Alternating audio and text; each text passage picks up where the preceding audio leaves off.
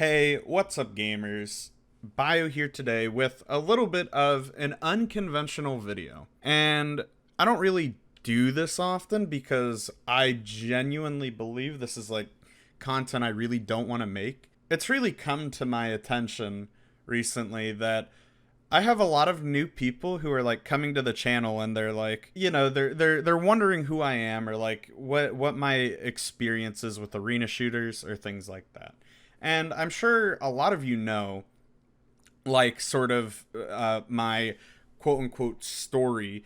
But this video is going to be elaborating just a little bit on, again, who I am, why I started this channel, and what do I really expect from it. And first, I really want to start off by saying thank you guys so much for watching. It really does mean an incredible amount that you guys tune in almost every video.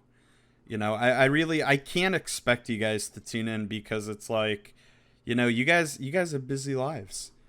I'm I'm living a pretty no life style right now, just sitting at home, making videos, playing games, going to school, just average like, 20-year-old stuff. I feel like that's really important to get out of the way is I'm young when it comes to arena shooters. I don't have like the 20 years experience that other players have in the industry. Like I'm not some guy who's been playing since Quake 1 and I know every sort of little bit of lore and detail behind the games. I just like playing them and I like competing in them because that's fun to me, right? I like spending an absurd amount of hours figuring out like what I did wrong, power flicker. What I did wrong, like how I can improve and all that sort of stuff. And I really gravitate towards arena shooters because it really allows me to master my full creative potential when it comes to tackling a difficult situation where in a team environment, like it can be more complex, but it's also more restricting because you have to worry about the skill level of other players and what they can and can't do and all that. My original goal with this channel was to upload duels or like 2v2s or whatever like competitive gameplay that I had so that I could review it and you guys would learn some of the stuff from my sort of mistakes and all that, right?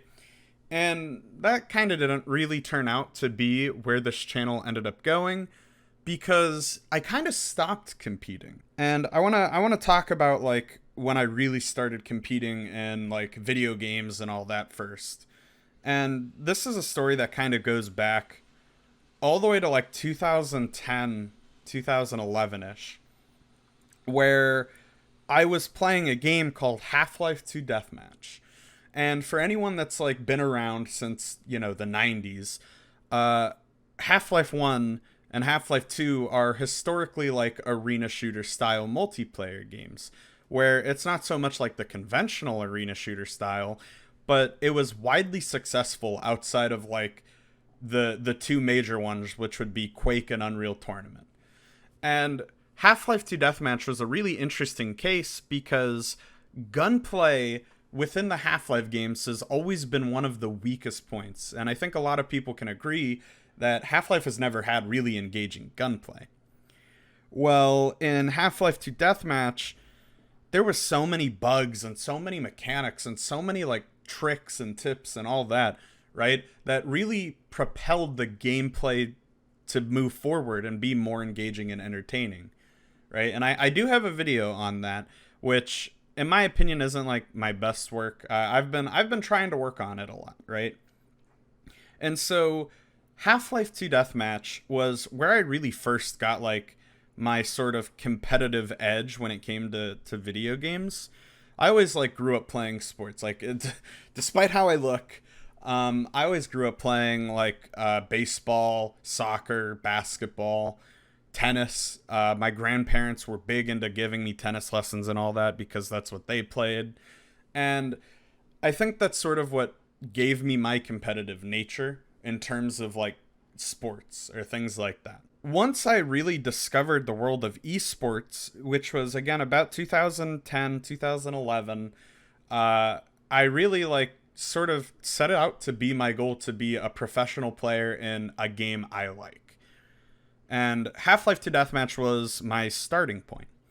I really got my start. I'm not like a prodigy. I'm not like a genius when it comes to competing. I'm not this savant, or I'm not this like naturally talented person. I have to put in a lot of time and a lot of dedication, and I think more so than other players, because when it comes down to it, I don't like being second or third or fourth. I like being able to master what I'm good at, pushing myself outside my comfort zone and achieving like first place. And within Half-Life 2 Deathmatch, I never really reached that point, because it was around this time that my focus shifted away from arena shooters a little bit to Counter-Strike Global Offensive. And this is about 2012. I already competed in a few Half-Life 2 Deathmatch tournaments, amateur events, if you want to call them that. It was really for like new people who were competing. I did a few scrims. I never really competed in like ESEA Open or anything like that, just because I could never find a team. Or I was like, I could barely afford ESEA, right? Like I was a 14, 15-year-old kid just going into high school. I didn't really have the money to pay for ESEA, and my parents didn't really understand it. And they still don't really understand esports or like what I've done. They're just kind of proud of what I've accomplished, even though it's not very much. And so, moving on from Counter-Strike, I met a group of friends in high school that also played Counter-Strike. And one of them, naturally talented at everything. You know, he could be put in a MOBA, he could be playing chess, he could be playing probably a sport if he realistically wanted to, at a very top competitive level. Maybe not professional, but definitely has the natural talent for it, right? And I managed to get him into arena shooters. It wasn't Quake, though. I managed to get him into Reflex Arena. And that's a game that I've spent like hundreds of hours on, because I just love that game so much. And while I never really competed in Reflex Arena, I always had this friend to sort of push each other to our limits and figure out what we're doing wrong, how we can improve. And, you know, I kind of drove him away from the arena shooter style, because he didn't think he could keep up in terms of like mechanical skill, like aiming and movement and combining the two. And I think that's another reason why I started this channel, was to show that arena shooters really aren't that much difficult compared to a game like Apex or any other sort of shooter, right? Because the difference between Quake and Apex isn't the mechanical skill, it's the thought behind why you're doing something, right? Counter-Strike is a game where, yes, there's a lot of forethought into what you're doing, and then there's a lot of afterthought on like why something worked. But Quake sort of propels that to the next level of knowing when to do something and why you're doing it and how to do it. It really pushes your senses, your mental game forward, rather than your mechanical skill. And that's not to like downplay the mechanics of Quake. I think in a lot of previous videos, people took offense that I'm like, oh, well, Quake isn't that much harder than like Fortnite. And again, Fortnite and like Quake and Apex and Counter-Strike and like Overwatch, they all have like different skill ceilings. And I really do want to show that through my videos that I make. And so after Reflex, my friends got into Overwatch, and I'm like, you know what? I've been waiting for a game to play. It's kind of like TF2. I like TF2. I was big into the trading scene. Not unusuals, just like low tier items back when refined metal was like fucking cheap as dirt, you know? And after Overwatch, you know, we did that for a little bit. I competed a little bit in Overwatch, nothing serious. I didn't really have any aspirations for Overwatch, because it was just like, I loved Counter-Strike, and I grew up playing Quake and Half-Life, and I really wanted a game that didn't focus on team play. Team play in Counter-Strike, it's like, it's a little bit more manageable in like the solo regard, but in a like actual tournament environment, you have to rely on your team. And that can get frustrating at times, right? Because you want your team to play a certain way, and then when they don't, it's like it's hard to sort of push them in that direction and still like remain friends with people. Like it's hard to both remain friends and push each other forward, because inevitably people's feelings do get hurt a lot of times when it comes to team games. And that's part of the reason why I never really went like super competitive into Counter-Strike, was because I didn't want to push away the people I knew, but I also didn't want to have to deal with like not only worrying about my skill level, but the skill level of my teammates, and like trying to push them forward while focusing on myself. And so after Overwatch, I decided to take a break from like competitive gaming for a bit. You know, I dicked around on League of Legends, nothing serious, right? And then like a few years later, like 2016 to 2017, 2018, Quake Champions was announced. And I was like, you know, I literally, Quake 3 Arena was my first game. And, you know, I might have only been able to play bots as a kid, but I have a somewhat arena FPS background, and I've been looking for a game where I can just play solo. And I'm like, Quake has duel. When the closed beta came out, I spent a lot of time on the Bethesda launcher playing Quake Champions. And it obviously got like mixed reviews. People were like, oh, the abilities are killing the game, or like, oh, the stack difference between champions, or the uneven start, or, you know, whatever it may be, right? And that makes sense. You know, people aren't going to like change. But I loved it. You know, I've never had an issue with ability shooters, or like arena shooters, or hero shooters, I mean, or, you know, whatever it may be. Because I always think that adds a layer of depth to the game, where not only do you have to manage stacks, you not only have to manage like where the enemy is at, you also have to factor in like what utility they have, what aggressive abilities do they have. You know, after like the closed beta ended, I didn't really have the money to buy Quake Champions, and I was like, oh, I'm just probably not gonna play it for the time being. And around this time, Destiny 2 was out, and I had a bunch of friends playing that, so I was like, you know, I'll give Destiny 2 a go. And pretty much for like, I think it was like 6 months, like from July or August to January, from 2017 to 2018, I was on Destiny 2, not really focusing on Quake. But then 2018 rolled around, and I decided to like hardcore grind Quake. There was a guy on my friends list that I've known for like 10 years at this point, you know. There were so many people who I've known for like 15 years on Half-Life 2 Deathmatch. And I messaged these people, and I'm like, listen, I love you guys. You're like a second family to me. We've grown up together. And I don't mean this offensively, but you guys are a distraction to me, and you're distracting me from my goals. And it's not like your fault, it's my fault, because I have a very addictive personality. Like I get hooked on things, and I just go with it. And so I message him, I'm like, yo, I'm going to be isolating myself, for lack of a better word, for an entire year. From 2018 to 2019. And I declared in that moment that I would become a professional Quake Champions player. What a journey that was. And I can't even say was, because I don't really think I ever completed it. Some people would consider it. Some people wouldn't. I mean, I don't. So I don't usually, I don't usually call myself a professional, because it's like, it's kind of egotistical, you know? Arrogant. It's very arrogant.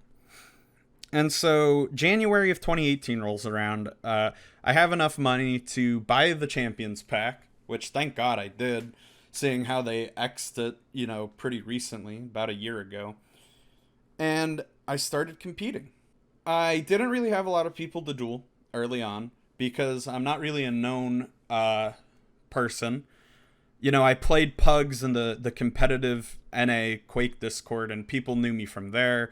But I was always like sort of glanced over as someone who just doesn't have the skill level yet. Like they have a fundamental knowledge, sure, but they don't have that sort of higher level of thinking of like unconscious competence. And that's really where you have to be to really be a strong Quake player, is you have to be able to know what you're doing unconsciously. Early on, there was one guy who like really spent a lot of time with me. I still don't know why. He's a fucking madman for investing the amount of time he did into me, and his name was Pithy. Pithy is a really good guy. Like he as sarcastic as he is, and as funny as he is, he's a very good guy, and he really does like want to help people out just because that's who he is. And so anytime I could get, I would duel Pithy, and Pithy instilled in me like, you know, fundamental values of Quake, and like, oh, you always want to like know what you're doing off spawn right away, and like where to go, and like routing, and how to like be unpredictable and all that. And something like, two things that I really learned from Pithy that I took away was, you're gonna be shit until you're good. It's kind of obvious, right? Like that's kind of obvious as it goes, but it's hard to define like when you are good. So you're shit until you're good, and just have fun with it. Like, I can't think of a single time where Pithy would like get mad that I did something and it like caught him off guard, or it's like, you know, he'd be like, yo, why'd you do that? That's kind of like bad. It'd be a mistake against like a better player. And, you know, he was always like really chill about this stuff. And I respect the hell out of him for it, because he had to put up with a hothead like me. I have like severe anger issues when it comes to competing and stuff. So I really just I really wasn't like that cool back, but he helped me out and pushed me forward. And then about like midway through January, near the end of January, I decided to enter my first tournament on the advice of Pithy, saying that, you know, I'm not really going to get better just only playing him. I need to find other people who are just around like my skill level and that are better than me, and I need to like gauge where I'm at. And I met a guy named Xander101 through my first tournament. And he was eccentric, to say the least. When we first like got into the lobby, like the champ select screen, he was like, you're probably going to win. I woke up 5 minutes ago. I haven't even warmed up. And that kind of made me mad a little bit, because it's like, yo, dude, come on, at least have a little bit of confidence in yourself. But I ended up winning that game, and Xander was someone who would go on to like duel me in the future, and we were about similar skill level. We still are about similar skill level, I'd gauge, right? And Xander is someone who like really pushed me forward. You could say we became like rivals. You need to find a rival, or someone who you can discuss stuff with, or you can like go over why you would do something, or someone you can just religiously play. You know, find someone who is willing to put as much effort as you are into them. On top of all of this, I was still like competing, you know, I was still in the tournament, and I got matched up against Dewey, I believe, and then Brick. It gets a little cloudy. So Dewey, you know, beat me, and then Brick beat me. Oh, well, first tournament. And, you know, I realized at that point that I'm nowhere close where I want to be. And it was my first tournament, and I had really high expectations going in, because that's just who I am. I like to set the bar at the very top. And a lot of people are like, oh, that's so detrimental. But I also think that's something that I attribute to always wanting to sort of improve with things I care about, you know? Like, video making is something I really want to improve at. And I feel like every video I release, I try to make it better and better. And unfortunately, it can't always be better. Like, you're always going to have ups and downs, and that's just how learning goes, and that's just how anything in life goes. After that first tournament, I really realized something, and that it was, I have a lot of fucking work to do. I really just need to, you know, put the pedal to the metal if I want to reach my deadline of being a quote-unquote professional Quake Champions player. And a few months go by, I'm slowly and steadily like getting my core mechanics down. I'm starting to really develop my style of duel. And, you know, I'm playing Xander, I'm playing Pithy, and eventually, you know, Xander introduces me to a guy, and he's someone I ran into in Pugs a lot. His name was Napalm 3D. And Napalm was another person who invested time into me. And he also invested time into Xander, and he also invested time into 40 Lines and a bunch of other people that really wanted to improve. And Napalm, a lot of people give him a bad rap for like, because he tells things how it is. But that's why he's like really good at teaching people, is because he's not afraid to step on your toes and be like, you're fucking shit at the game. You need to do this, this, and this to get better. Have fun. And then he'll stomp you like repeatedly. No mercy. And that's okay. I think that's what you have to have, that iron will if you want to be a good Quake dueler. And that's what turned people off a lot, I think, is the fact that you have to be willing to get knocked down and get back up and keep going. I didn't really start turning my win-loss career in tournaments around until I had about 20 losses under my belt. And I'll probably pull something up on screen from Plus Forward. That's like the Quake Champions, or that's just the Arena FPS like stat site in general. But really until when I had 20 losses under my belt, it was about this time where I started like really ranking higher in tournaments. Like I'm talking like out of 20 people, I would rank like 7th to 5th or like 6th to 5th, right? When you hit that point, it's like a really good feeling because you're no longer like at the very bottom of the barrel. You're starting to reach that middle level of play where it's like you're conscious competent. And you understand what you're doing, and you understand why you're doing it, and how you're doing it, and when you're doing it. And it really pushes your critical thinking skills to the limit. I think that's really important to realize, like the stages of competency, and that'll probably be a whole video in itself, honestly. I could go all day about that. I really developed like a really bad personality, and, I don't want to like paint myself as like this sort of story of success or like triumph or whatever, because that's just not how it went down. For a while, I was like a really shitty person when it came to Quake. I would shit talk people not only out like inside the game, but also outside the game, take it to Discord DMs and all that. And, overall, that's just being like a really shitty person. And I think that sucks. I think that really does suck. And for those of you who watch me, I don't really compete in Quake anymore. And, my personality is why I don't compete anymore. I don't want to be that type of guy who, like, hurts other people's feelings because I'm losing. You know what I mean? Like, that's stupid. Who in their right mind would want to do that? And, I took it upon myself to sort of take a break from Quake. And that lasted about a month, and I came back. And, around this time, there was a tournament, a league going on that was officially backed by id for a little bit. And I competed in, like, the first one, and I managed to take 3rd place, and I was happy. But after, like, my break, they were on, like, number 6 of the Quake Open League, where I believe each month they would host this league, and they was split between like an amateur and a pro division. And the pro division is like where you want it to be. And you could be an amateur level, and if you won the event, you would get like the top 2 players would get bumped up to the pro division, right? Around this time I wanted to come back. And I figured, like, what better way to do it than have no practice whatsoever, enter this tournament and win it. Boy, let me tell you something. It was like the weirdest tournament I ever entered, not only because the competition I was going up against was so incredibly like talented. Like I was going up against players like Killing, CXT, Moe, like Kubadi. There were so many people. Spookerl, Super Grover, Vesque, like Malvo. Like there were so many people that I didn't see myself as being on par with.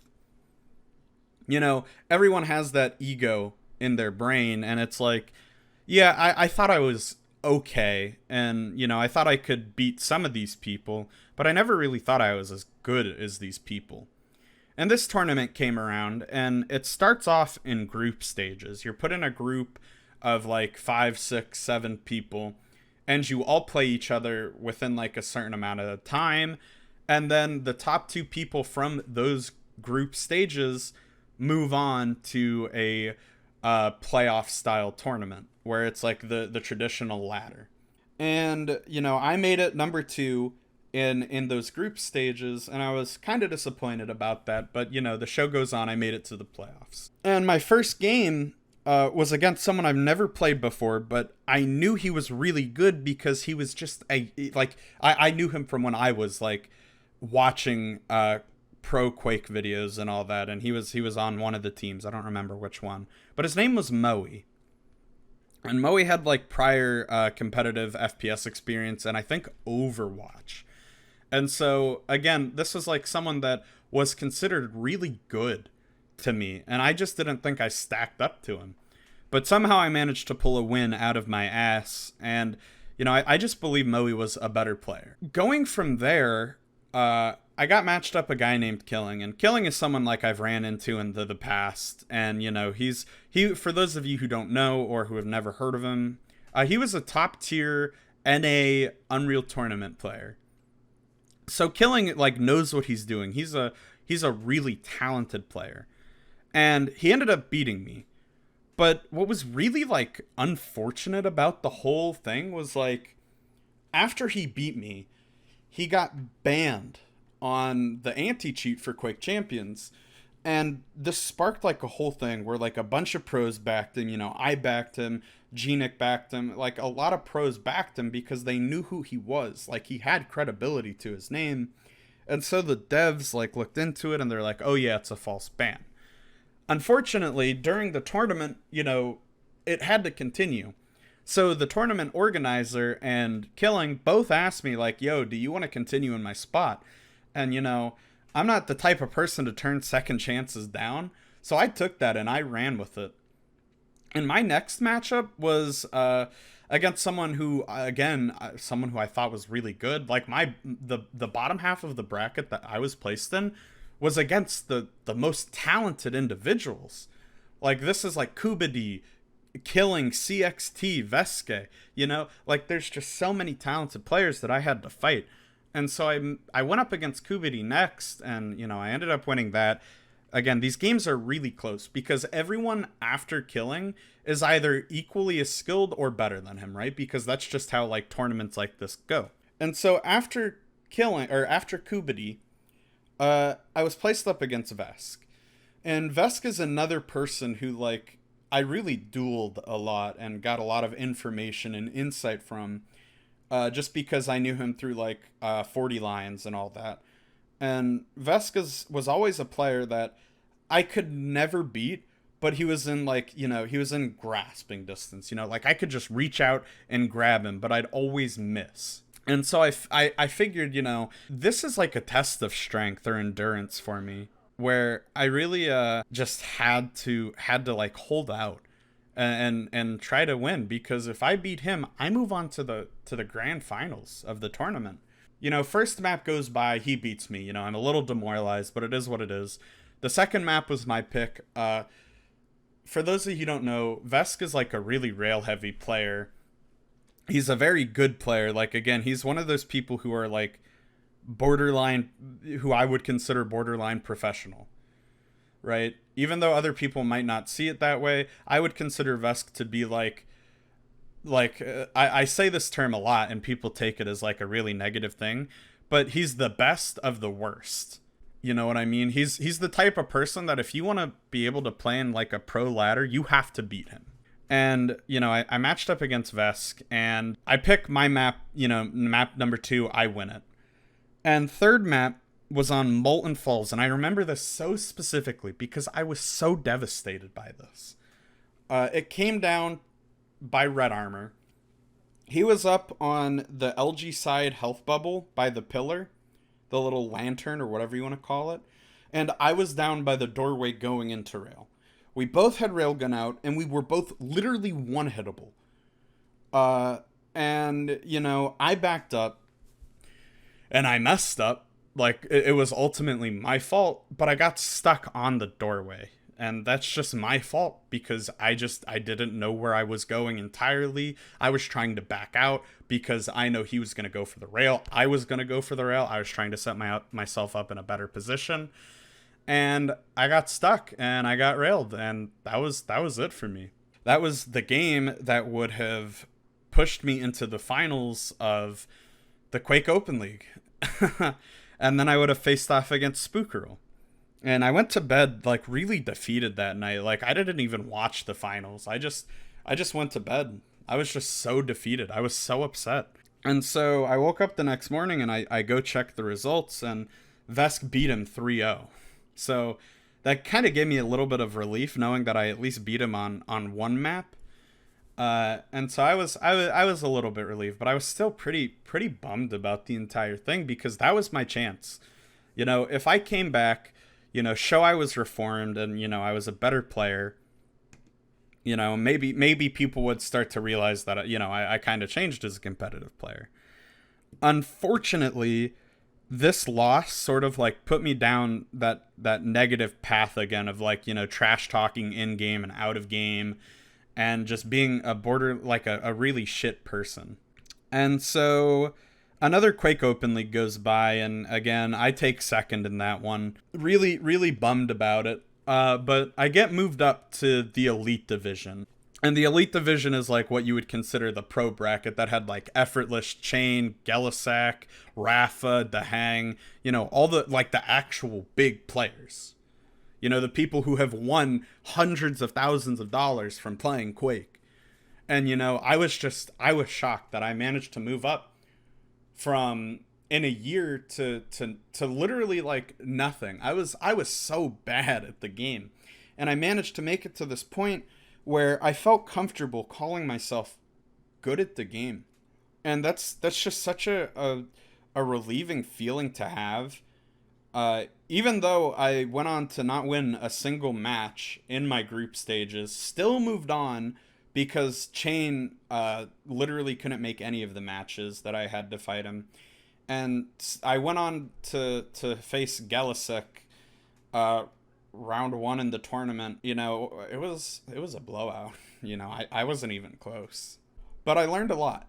I did learn a lot from that. And that was the last time I really competed in round-based duel, because at the time, that's what it was. You know, it was all round-based duel.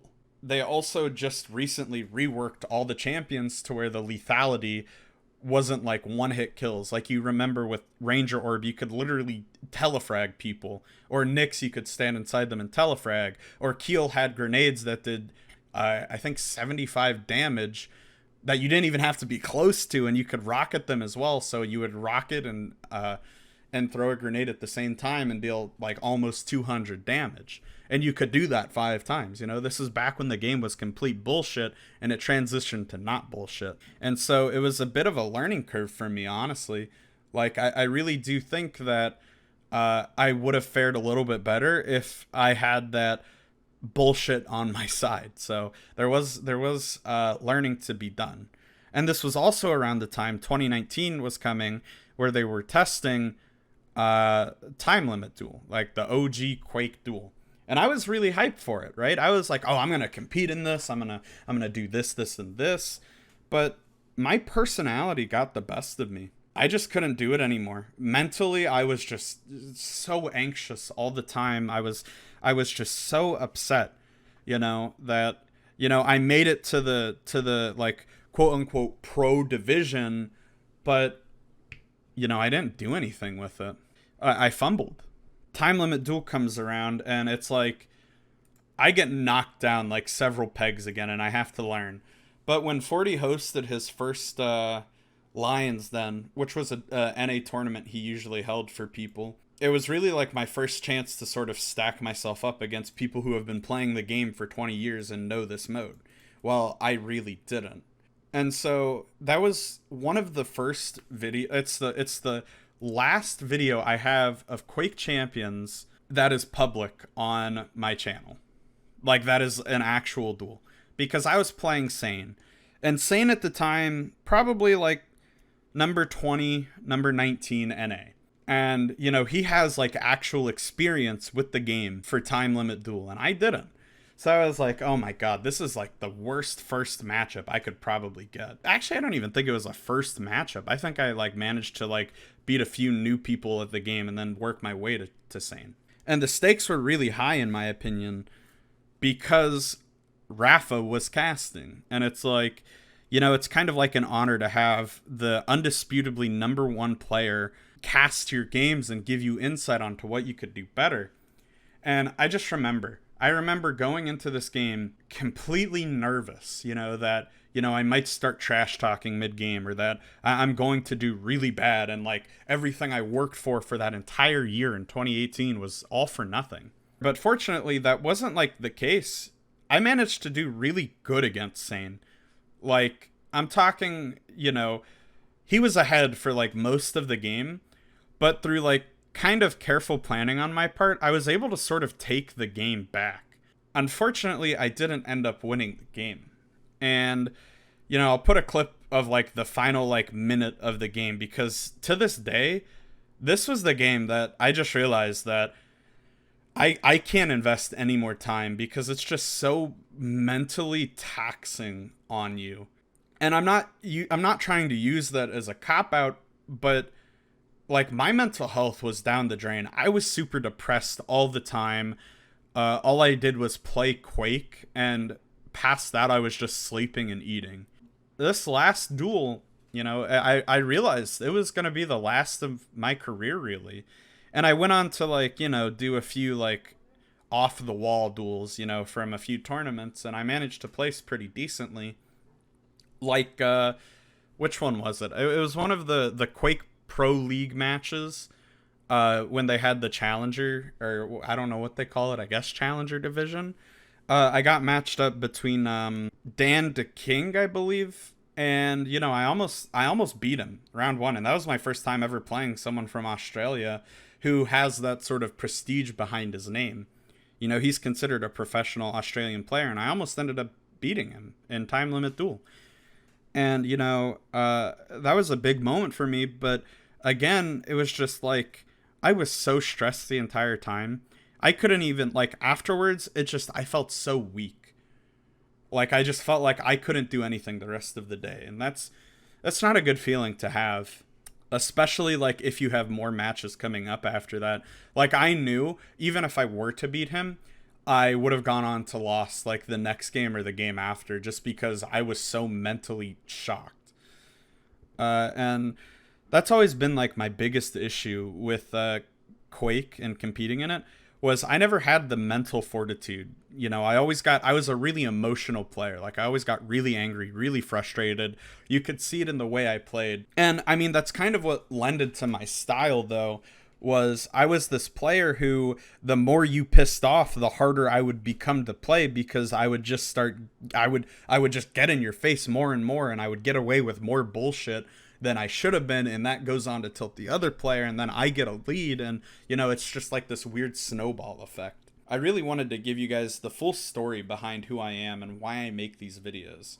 And ultimately, when I criticize Quake or Diabotical or Unreal Tournament or arena shooters in general, it's because I want them to succeed. I want to have that chance that I had in 2018, working from nothing all the way up to like what you could consider something.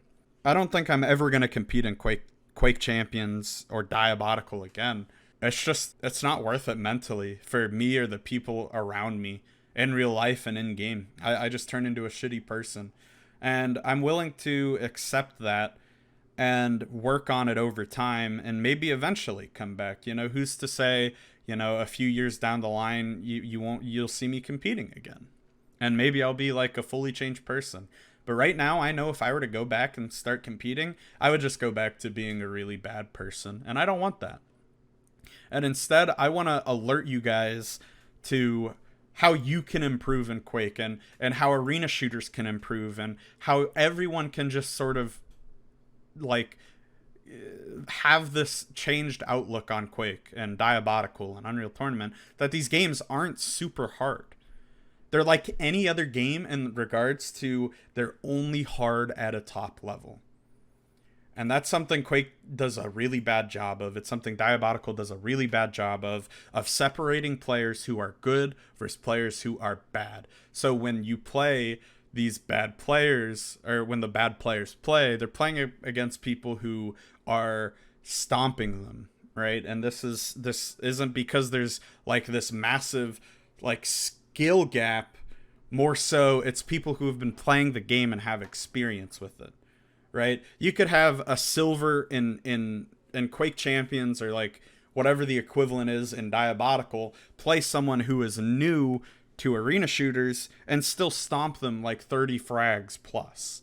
That doesn't make the silver player have this huge mechanical advantage, because realistically, when you're silver, you're working on fundamentals more so than mechanics, right? Like you're working on your movement, you're working on your timing, the fundamentals of Quake. But that's my story. I don't know how many people know it. I don't know how many people care. I kind of don't really care how many people care.